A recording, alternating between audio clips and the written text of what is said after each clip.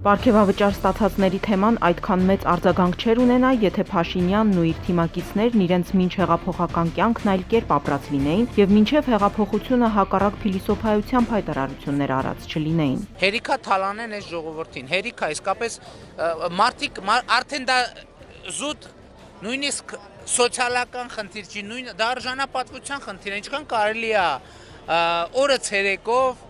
մարդկանց թալանել ու լուրջ դեմքով նայել ասել այո մենք թալանել ենք։ Նիկոլ Փաշինյան լրագրողն ու քաղաքական գործիչը գրեթե սրբացրել է աղքատությունը, այն ներկայացնելով որպես մարդու գերագույն արժանիք։ Պետական չինովնիկն ու սեփականատերն ապրիորի սրիկաներ էին ըստ Նիկոլի, իսկ նրանք, ովքեր փող են ստանում պետբյուջեից, պարզապես արժանի են գնդակահարության։ Подайте что-нибудь на пропитание бывшему депутату Государственной Думы. Гениально. Кон гениально. У вас талант к нищенству заложен с детства. Правда? Ну, конечно. Մադիրելներ չենք մորթի, կպազմասնենք։ Փաշինյան պոպուլիստը հանրությանը ներկայացել է որպես ժողովրդի դարդուցավով ապրող, տատիկ պապիկների պարտքերի ցուցակները որպես ողբերգության մատյան ընդունող եւ ասկետիկ կյանքով ապրող մարդ, որը պատրաստ է առավոտից երեկո ծրի բանել ժողովրդի համար։ Այսինքն ամբողջ երկիրը ձերն է, ընտանիք եք պահում ու ձեր պահած ընտանիքների ֆոնին է, որ այսօր Հայաստանի Հանրապետությունում 200,000 ընտանիք աղքատ է։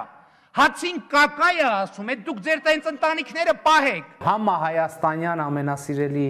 դելիկատեսներից մեկը կարտոֆիլի պլեջն է, ծիպուլ կամ դիլին։ Եվ ահա աղքատությունը որպես մարդու ազնվության, իսկ ցանկացած տրամաչափի պաշտոնյա լինելը որպես սրիկայության հոմանիշ ներկայացնողները եկել են իշխանության ու դարձել իրենց իսկ ստեղծած կարծրատիպերի զոհը։ Սրանք որպես ջահել օրգանիզմ ստացել են պետբյուջեն տնօրինելու անսահմանափակ ու անվերահսկելի լիազորություն եւ փորձում են բավարարել իրենց պահանջմունքները։ Սրանք բնականաբար նյարդայնանում են, երբ իրենց անցյալն են հիշեցնում։